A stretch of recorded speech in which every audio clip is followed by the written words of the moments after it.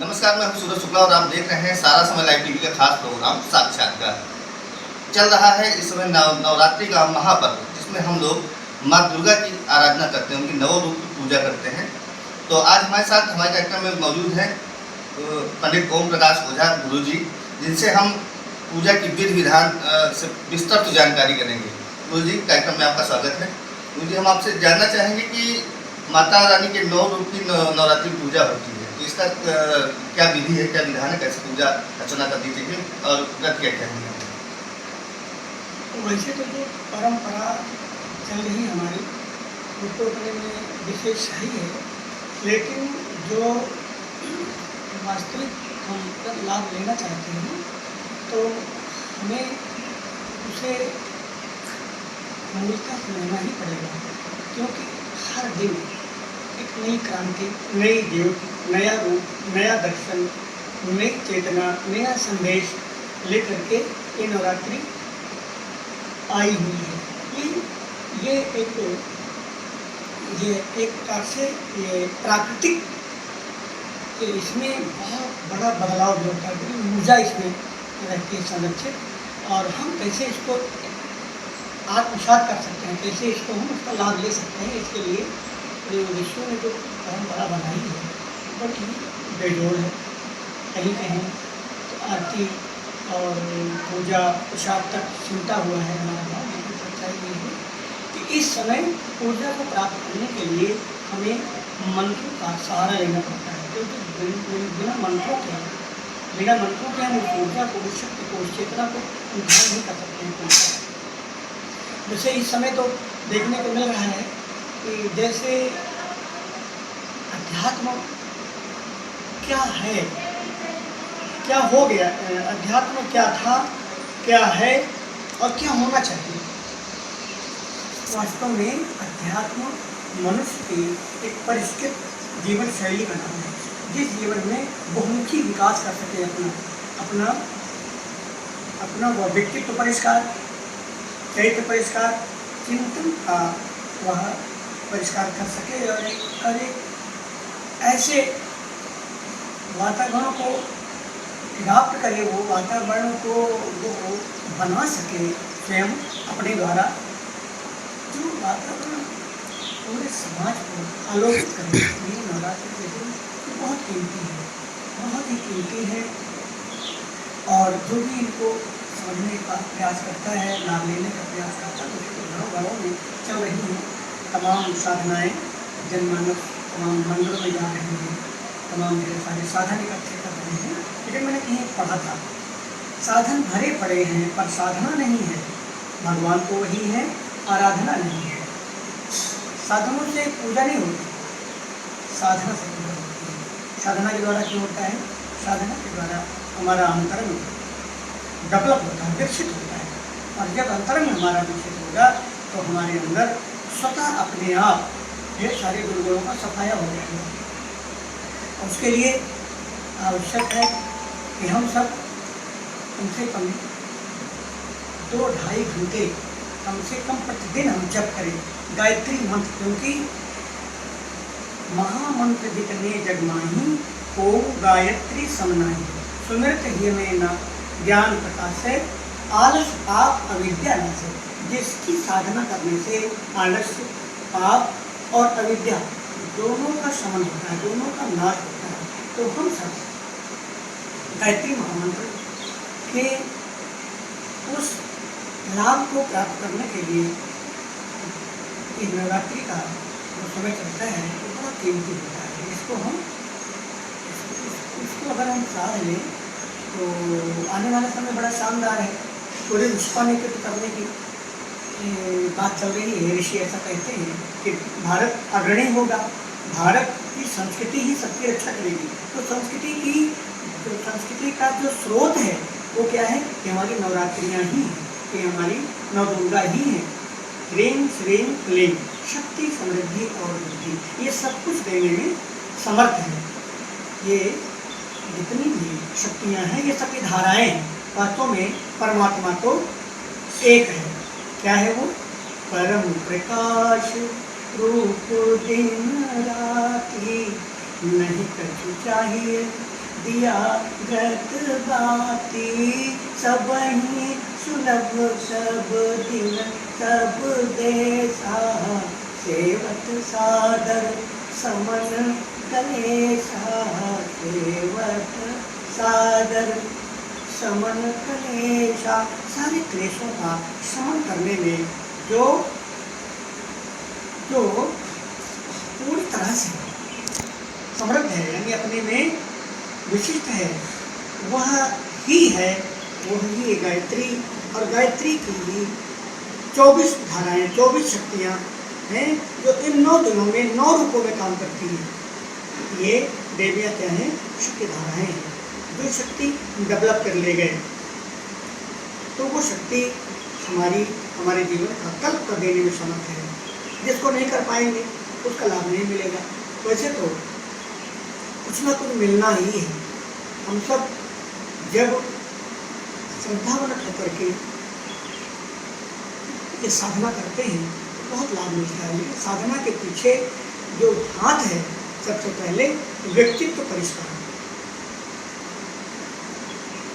तो इन 9 दिनों में गुरुजी जो पूजा होती है माँ के 9 रूपों की, उनका अलग अलग उल्लेख करिए कि जो माँ दुर्गा की 9 रूपों की पूजा की होती है, अलग अलग दिनों में अलग अलग देवियों। अब अलग अलग पूजा इसलिए होती है कि अलग अलग हमने बताया कि शक्ति धाराएं हैं। जैसे एक शक्ति है कात्यायनी, एक शक्ति का नाम है कुष्मांडा, है ना। इतनी शक्तियाँ हैं, सबका अपना महत्व है। सबके साथ, किसी के साथ शरीर जुड़ा है, किसी के साथ शक्ति जुड़ी है, किसी के साथ वाणी की कला जुड़ी है, किसी के साथ संगठन की शक्ति सामर्थ्य, जैसे दुर्गा शक्ति है। दुर्गा के साथ भी यही बात है। 9 शक्तियों के स्वामी दुर्गा को माना गया है। दुर्गा किस लिए माना गया? दुर्गा संगठन की शक्ति। कौन सी संगठन? कौन संगठन? जो संहार कर सके, आसुरी प्रवृत्ति का संहार कर सके, वह है दुर्गा। दुर्गा शक्ति का अवतरण जिस समाज में होता है, उस समाज से अवांछनीयता भाग जाती है, अवांछनीयता नष्ट हो जाती है। यानी जो राक्षसी प्रवृत्ति है वह दुम दबा के भागना शुरू कर देती है, क्योंकि देवत्व का संचार हो गया। जितने देववृत्ति वाले लोग हैं वो जग जाते हैं। दुर्गा शक्ति कोई देवी, कोई नारी और पुरुष में इनकी गणना नहीं होती। ये शक्ति जब मिली जुली शक्ति, संगठन की शक्ति, सहकारिता की शक्ति, सब प्रवृत्ति के लिए शक्ति, सब प्रवृत्ति के लिए जो शक्ति संगठित, उसका नाम दुर्गा होता है। दुर्गा उसी का नाम है। दुर्गा का जब अवतरण होता है मनुष्य के जीवन में, मनुष्य के समाज में जहाँ जहाँ जिधर भी इसकी साधना कर लिए, उसको तत्वता समझ लेते हैं, तो फिर वह व्यक्ति, वो समाज फिर आदर्श समाज बन ही जाएगा। वहाँ से अन्याय को भागना पड़ेगा। वहाँ से जितनी भी कमियां हैं, खामियां हैं, जो हमारे समाज को खाए जा रही हैं, जो हमारे समाज को दबोचे हुए हैं, तमाम तरह के विकार हैं, तमाम तरह की त्रुटियां हैं, तमाम तरह के दोष हैं, जाने अनजाने, हम सब जो है उसको लपेटे रहते हैं। ये समाज लपेटे हुए है। जैसे इस समय हमारा ये नवरात्रि चल रहा है, इस समय इतना तेज वायलूम करके हम बजाते हैं, हम रखते हैं कि और बजाते हैं कि तमाम लोग हैं परेशान हो जाते हैं, सबसे ध्वनि से परेशान हो जाते हैं। क्यों?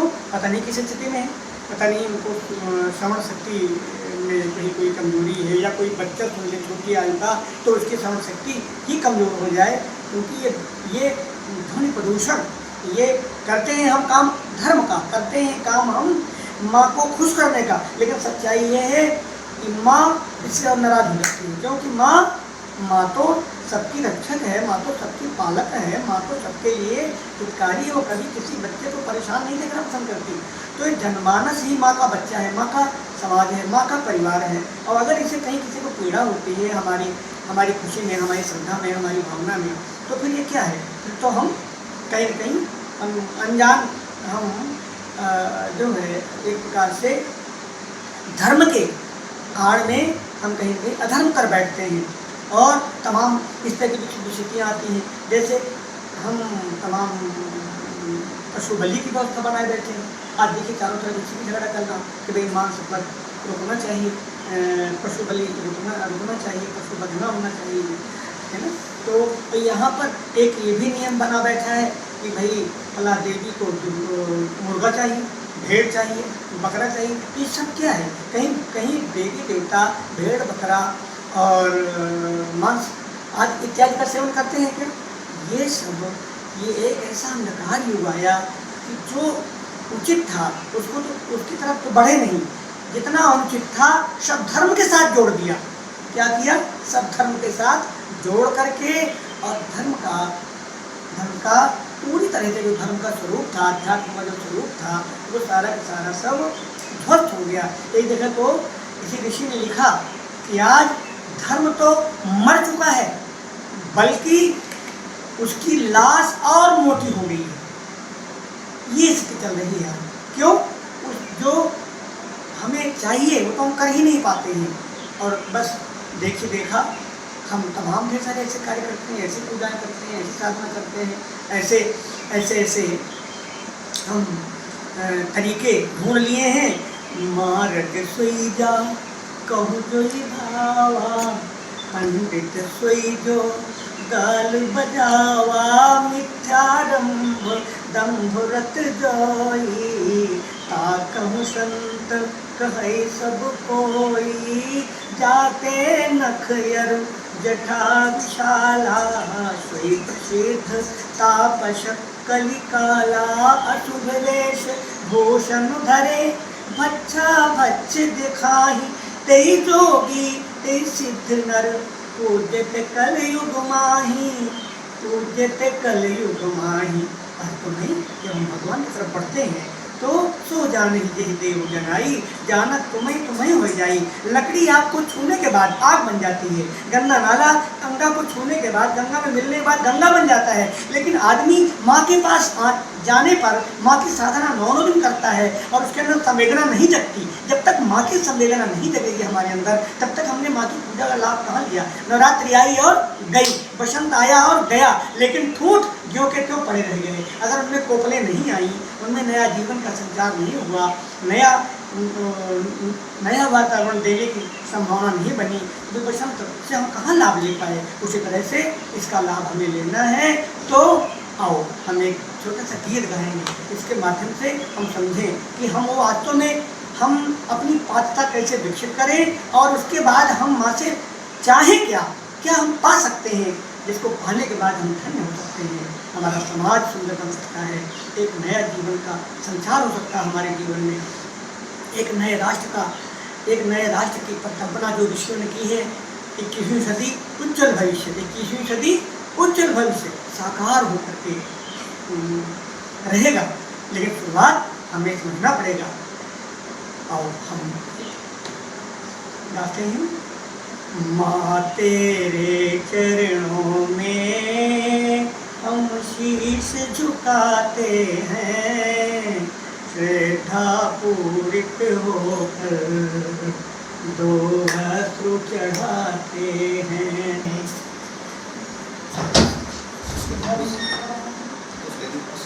तेरे चरणों में हम शीश झुकाते हैं, तेरे चरणों में हम शीश झुकाते हैं, श्रद्धा पूरित होकर 2 अश्रु चढ़ाते हैं, 2 अश्रु चढ़ाते हैं। झनकार करो ऐसी सद्भाव भर आए, हे माँ ओंकार भरो ऐसी दुर्भाव कर जाए, दुर्भाव कर जाए। सन्मार्ग न छोड़ेंगे हम शपथ उठाते हैं, सन्मार्ग न छोड़ेंगे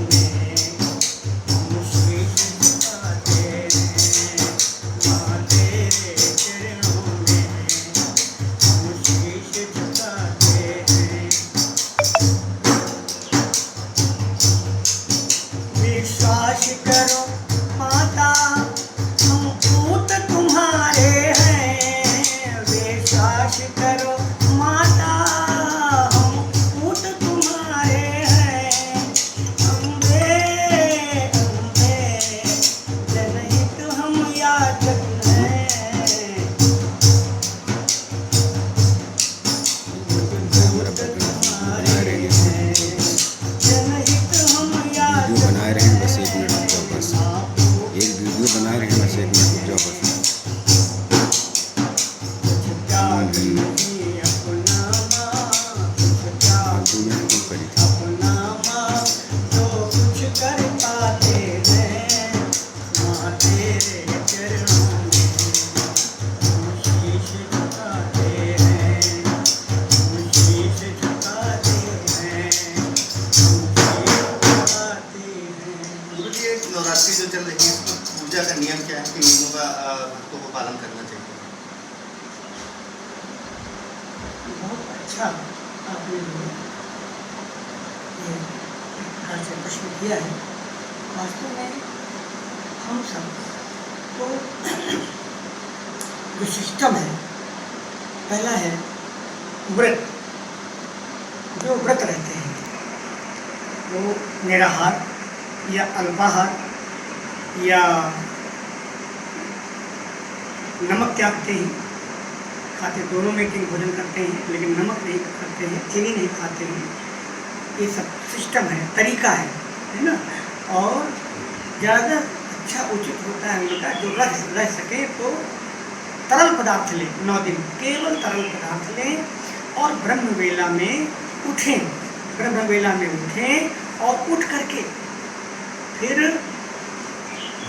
शौच आदि से निवृत्त होकर के स्नान करें और माँ का मंदिर है वहाँ जाते हैं, वहाँ जाएं या घर में चौकी पूजा की चौकी बना के रखा है वहाँ बैठें और माँ के पास बैठ करके गायत्री महामंत्र का जप या और कोई मंत्र जो उनको मिला हो दीक्षा में उसे वो जप कर सकते हैं। लेकिन एक चीज़ जरूर ये सार्वभौमिक है और बहुत ही आवश्यक है, सूर्य उगते हुए सूर्य का ध्यान हम जरूर करें, क्योंकि ये जो आभा मंडल देवी के पीछे होता है वाइब्रेशन, जो तरंगें बनी होती है आभा मंडल, वह उगते हुए सूर्य का ही आभा मंडल है, उसका ध्यान जरूर करें तो बहुत ऊर्जा मिलेगी। माँ का भी ध्यान करें और जिस दिन जिस माँ का जिसका हो उसका ध्यान, नहीं तो केवल गायत्री का ध्यान करें। गायत्री में सारी शक्तियाँ जुड़ी हुई हैं, आवश्यक नहीं है उतने ध्यान हम कर पाएँ। तमाम जो 9 तरह की देवियाँ हैं, 24 तरह की देवियाँ, 24 शक्तियाँ हैं, अलग अलग ढंग से हम उनको याद कर पाएँ, ध्यान कर पाएँ। गायत्री का ध्यान करें, सबसे सरल सहज गायत्री का ध्यान करें जो हंस पर आरूढ़ है माँ और कमल पर बैठी है, कमल बगल में है, हाथ में कमंडल है और एक हाथ में वेद है माँ के, है ना। और उसका कितना बढ़िया जो है अलंकारिक रूप ऋषियों ने दिया है कि ये केवल हम ध्यान न करें तो आपने ये चालीसा पढ़ें, गायत्री चालीसा या दुर्गा चालीसा, और उसी के अनुसार उसी के अनुकूल अपने को हम ढालेंगे, अपने हम भावनाओं को भी विकसित करें। वो छवि हमारे अंतःकरण में दिखनी चाहिए। और अगर कहीं इसमें कहीं किसी तरह कोई कमी है या नहीं आ पाता मस्तिष्क में, तो सविता देवता, गायत्री देवता का ध्यान करके सबका प्यार, सभी शक्तियों का लाभ पाया जा सकता है। क्योंकि गायत्री षोडशी नारी का रूप दिया है ऋषियों ने, यानी माँ के प्रति माँ का जैसा भाव हर नारी में हमें दिखने लगे, साधना हमारी सफल होना शुरू हो जाएगी। पर द्रव्येषु लोष्ठवत परदारेषु मातृवत। 16 वर्षीय कन्या का माँ का रूप इसीलिए ऋषि ने कितनी सुंदर सोच किया है कि उसका हमारे विचार पवित्र हों। और वेद, एक हाथ में वेद भी है। वेद का मतलब है कि सत साहित्य का अध्ययन हम अवश्य करें। परंपराएं हमारे यहाँ थी, पूजा के बाद फिर हम रामायण का पाठ करते रहे, गीता का पाठ करते रहे, तमाम अन्य साहित्य हम पढ़ते रहे, क्योंकि साहित्य ऐसे मार्गदर्शक हैं, बिना कट शब्द कहे, बिना वेद मारे ऊंची शिक्षा प्रदान करते हैं। वेद मानी होता है ज्ञान, और वास्तविक भगवान का जो स्वरूप है, अखंडानंदम परम सुखदम केवलम ज्ञान मूर्तिम, वो केवल ज्ञान ही है। ज्ञान के द्वारा ही हम उस परम सुख को, परमानंद को, ब्रह्मानंद को, अखंडानंद, जो आनंद अखंड न हो, खंडित न हो, जो आनंद खंडित न हो, यानी अखंड हो, जो आनंद, वो ज्ञान से ही संभव है। ज्ञान के द्वारा ही, जितना ही हम ज्ञान का रसास्वादन करेंगे, ज्ञान को प्राप्त करके अपने जीवन को उसी के अनुसार ढालने का प्रयास करेंगे, वह उतना ही ऊंची मात्रा, उतनी ही ज़्यादा आगे बढ़ता हुआ चला जाएगा। ऋषियों ने कहा है, आध्यात्मिक जो है, एक है व्यवहारिक अध्यात्म। हमारा व्यवहार कुशल बना कि नहीं। अध्यात्म का लाभ तभी मिल सकता है जब हमारा व्यवहार सुंदर हो, श्रेष्ठ हो, हमारे व्यवहार में सदाचरण झलके। अगर सदाचरण नहीं झलका तो किसी भी देवी का, किसी भी देवता का आशीर्वाद तब तक नहीं मिलेगा जब तक हम उनकी आवाज़ को सुनने में गूंगे रहेंगे। जब तक ईश्वर हमारी आवाज़ को तब तक नहीं सुनेगा जब तक हम उनकी जो शर्त है, उनको प्राप्त करने का जो एक तरीका है, जब तक उसे हम नहीं सीखेंगे तब तक उनका आशीर्वाद हमें नहीं मिल सकता है। इसलिए हमको सबको इस पर विशेष ध्यान देना है कि हम सवेरे से लेकर के शाम तक का समय सारणी बना करके तभी हम माँ को समर्पित करें। माँ को समर्पित करके अपनी साधना को सफल बनाएं, क्योंकि हर दिन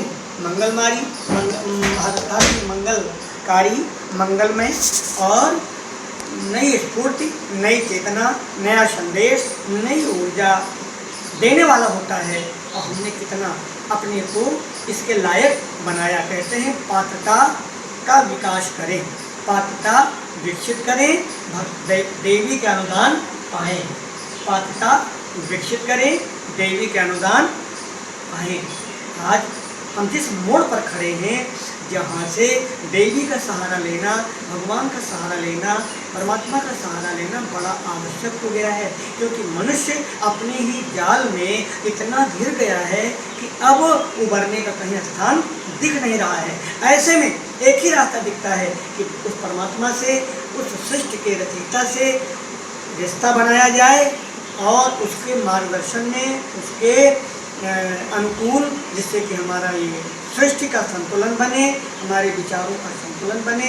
जब तक हमारे विचारों में जब सजीवता आएगी तो सृष्टि भी सुंदर बनती चली जाएगी, क्योंकि सृष्टि का जो निर्माण है वो हमारे अंदर से होता है। जितना हम अंदर से फिट होंगे, शुद्ध होंगे, स्वच्छ विचार हमारे होंगे, उतना ही हम अच्छा कार्य करेंगे। तो जैसा सोचता है, करता है, वैसा ही बन जाता है। तो सबसे अधिक जरूरी होता है अपना निर्माण, किंतु स्वयं से लड़ते रहना काम नहीं आसान। अपने ऊपर अपने हाथों करनी होती चोट, बन कठोर खुद ही निकालनी होती अंदर की खोट। अपने ही अंदर असुरों को मारे जाते बाण, किंतु स्वयं से लड़ते रहना काम नहीं आसान। तो माँ तो सबको देना चाहती है, सूर्य तो निकलता है तो सबको प्रकाश देना चाहता है, लेकिन जो सूर्योदय के बाद तक भी सोते रहते हैं, उस सूर्य की वे सुनहरी किरणें उसको क्या दे पाएंगी? जो सूर्य का दर्शन, उगते हुए सूर्य का दर्शन कर ही नहीं पाता है। इसलिए ऋषियों ने इसको ध्यान के माध्यम से वो शक्ति मिल जाए। मान लीजिए कहीं कोई बात हो गई, कोई देर हो गई हमको उठने में, तो हम उगते हुए सूर्य का वो सुनहरी किरणें, सुनहरी वो स्वर्णिम किरणें निकल रही हैं और पहाड़ों पर से, पहाड़ है यानी ऊंचाई पर से, बर्फ़ से ढका हुआ पहाड़ है, वो आच्छादित है बर्फ़ से आच्छादित पहाड़ है, और उससे जो किरणें आ रही हैं, स्वर्णिम किरणें तरंगे पहुँच रही हैं, वही किरणें हैं जो अस्तोमा सद्गमय, तमसोमा ज्योतिर्गमय, मृत्योर्मा अमृतंगमय की ऊर्जा दे सकती हैं, का भाव अंदर पैदा हो तो वो लाभ दे सकती हैं। इसलिए हमको सबको इसको अवश्य समझना है। ये समय बहुत शानदार है। इस समय नए सिरे से एक प्रकार से ईश्वर की रचना फिर से होने जा रही है। आदमी के अंदर की सुप्त देवत्व को अब जगना ही होगा। जितनी जल्दी जो जगा ले, जितनी जल्दी माँ के शरण पकड़ ले, जितनी जल्दी माँ के सानिध्य में पहुँच जाए, उतना ही ज़्यादा उसका आंतरिक जगत विकसित होता चला जाएगा और एक दिन वो नर रूप नारायण बन ही जाएगा। और छोटा सा नारायण बनने की जो परंपरा है, जो हमको ऋषियों के द्वारा मिला है, और उसको भी हम तो देखते हैं। नर से नारायण बन जाए, प्रभु ऐसा ज्ञान हमें देना। नर से नारायण बन जाए, माँ ऐसा ज्ञान हमें देना। आलस में दिवस